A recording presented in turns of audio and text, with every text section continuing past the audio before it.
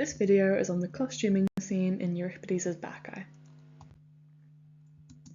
The costuming scene, spanning from lines 810 to 976 of the Bacchae, sees Dionysus disguise Pentheus as a female bacchant, in order to spy on the women of Cathaidon. This creates a shocking turnaround in Pentheus' behaviour. He is suddenly docile. He takes little convincing to behave in a way that's antithetical to his character. The scene has many different potential readings, and this video will look at just a few readings of this scene. Dionysus and the Dionysiac is an inherently fluid force. Though Dionysus is now understood primarily as the god of wine, this is not how he was originally understood. He was seen as an untamable force of nature, both highly beneficial and highly destructive.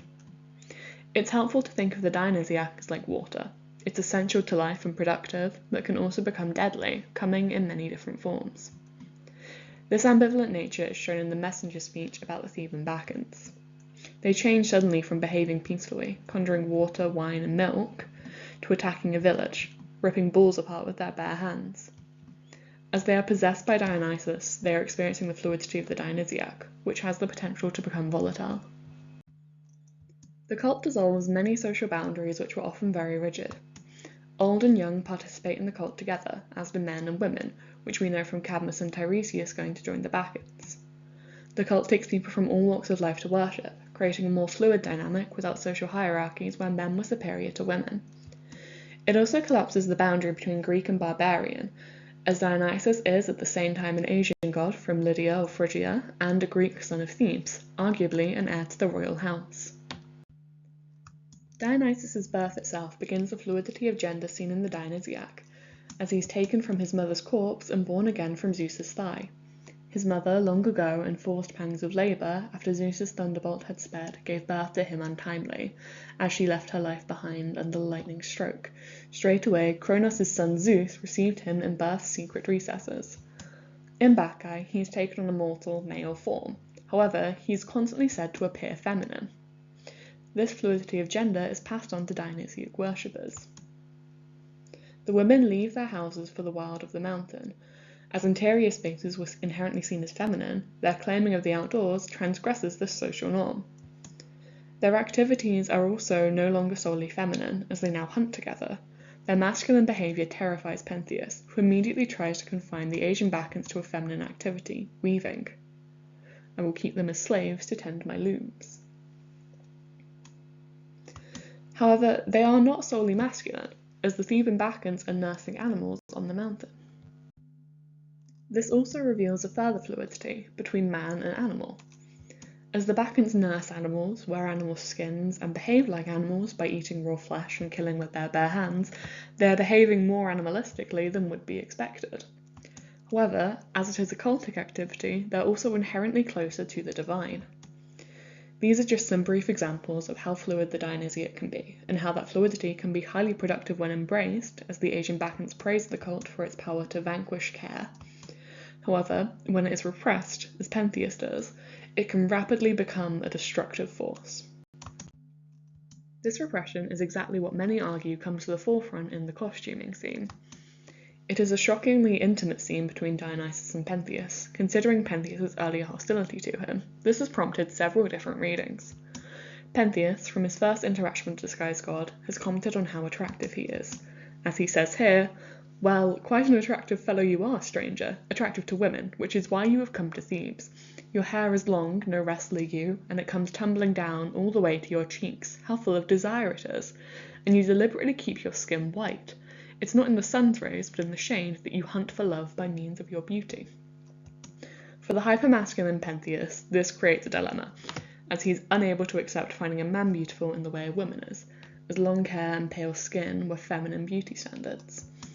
His perception lacks any notion of Dionysiac fluidity, as he refers to Dionysus literally as woman-shaped in English. He cannot understand androgyny as a natural aspect of the Dionysiac, and fears it. There's room to read a repressed attraction into this interaction. Pentheus immediately projects, without evidence, that the Bacchants are all drawn to the stranger for sexual reasons. He says that he is infecting the women with a new disease and playing havoc with their marriages. When he comments on how attractive he is, he immediately deflects it with attractive to women. we may suppose that Pentheus has projected his own desire for the stranger onto the Bacchants. Pentheus views dressing as a woman as equivalent to literally changing into one, as the word he uses for "shall I become a woman" suggests changing his class as a citizen. As his perception of gender is so rigid, he sees any transgression as changing his being entirely. This means that the costuming scene allows him into a woman's role, which he deems necessary for a sexual partner with the stranger. We can also read a degree of envy of the stranger's expression in Pentheus. Does he want him or want to be him? Very notably, Pentheus's hair is made to grow long, like the stranger's. He is becoming a visual parallel to Dionysus.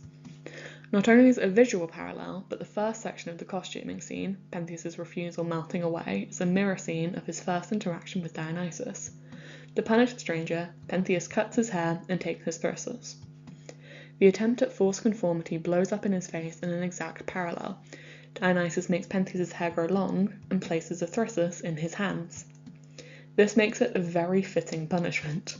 Pentheus's delight at his transformation suggests that part of the reason he wanted to forbid it was repressed envy. The costuming scene reveals an aspect of Pentheus's personality that he had repressed, the desire to be like, or even be with, the stranger. There is a potential to explore the analysis of gender in this scene much further, which I'll go into in a separate video looking at this scene in light of 21st century gender discourse.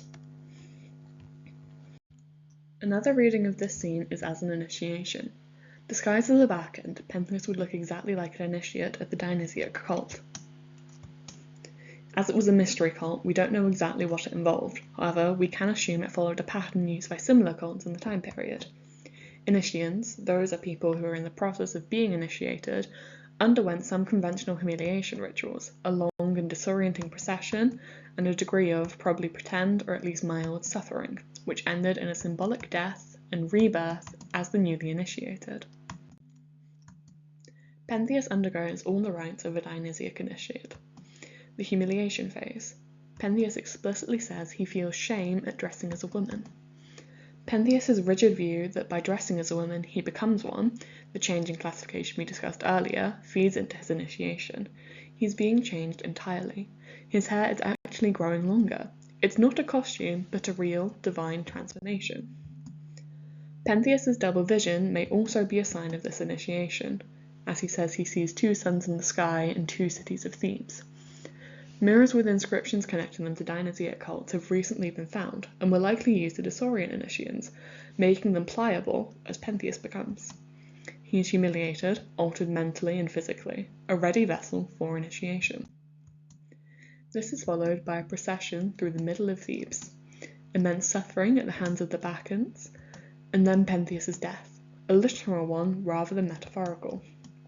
The cultic sequence is used by Dionysus to give Pentheus a death that is appropriate to how he transgressed against the cult. He undergoes the transformative experience of an initiate, but because he has rejected the cult, it rejects him, with Bacchants ripping his body to shreds. The rebirth can be seen in the play as well. After this scene, we have Agave coming on stage, who has to be played by Pentheus's actor and, likely, in the Bacchant costume he left. However, she is in a female mask, and clutches Pentheus's one as a trophy. This we are meant to understand to be Pentheus's severed head. The actor would even have spoken in the same voice, so although Pentheus might not have lived to see his transformation in the cult, in a way the audience would, through the incarnation of his mother. This last approach has a strong meta-theatrical character. A slightly different, somewhat psychoanalytical perspective I'm proposing is that the costuming scene functions as catharsis for Dionysus by recreating his mother's murder. At the beginning of the play, Dionysus says part of his reasoning for being in Thebes is because Semele's sisters don't honour her memory. They said that she was killed for lying about sleeping with Zeus. The temporality of her murder isn't as finite as you'd expect, as the tomb still smoulders from Zeus's thunderbolt, which Hera provoked her into asking for. As Dionysus says, Hera's violence against my mother lives on forever. One of Pentheus's first remarks when he sees his changed appearance is that he looks like his female relatives. Do I not have the carriage of Ino or my mother Agave? It could be argued that he meant the Bacchic costume made him resemble them, however, he had never seen them in that dress. We may suppose that something about his hair being grown out, and possibly other miraculous changes, made Pentheus physically resemble the women in his family, including Semele, Dionysus' mother.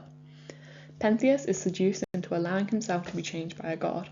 In the same way, Semele was seduced by Zeus into changing, which, in her case, was through pregnancy. Semele is then the victim of an epiphany, a manifestation of the god in their true form, which a human often cannot handle. Pentheus also has an epiphany. In his costume, he sees the stranger as a bull, possibly revealing something of the true nature of the god without his Lydian disguise. After this epiphany, Semele is destroyed utterly by the unrestrained power of the god. Pentheus, too, is destroyed. His mind and body are entirely changed. After her death, Semele's reputation was torn to shreds by her sisters. Pentheus is literally ripped to shreds by these same women. Both of these are followed by a birth. For Semele, it was the literal birth of Dionysus, after being taken by Zeus, and for Pentheus, the birth of a Dionysiac themes no longer under his rule. Pentheus's costuming and death in many ways create a mirror of Semele's death, which could serve as a form of cathartic revenge for Dionysus, as he is unable to punish another god for his mother's death. To recap, the costuming scene is one of the scenes in the Bacchae with the richest analytical potential. Whether you want to use it as a springboard to analyse gender fluidity in the Bacchae, to look at the varying repressed emotions of Pentheus that get plucked out by Dionysus, to consider the reading of Pentheus as a Bacchic initiate, or as a mirror for Semele. How you interpret this scene has the potential to change how you interpret the play as a whole. Here is some bibliography if you are interested, and thank you so much for watching.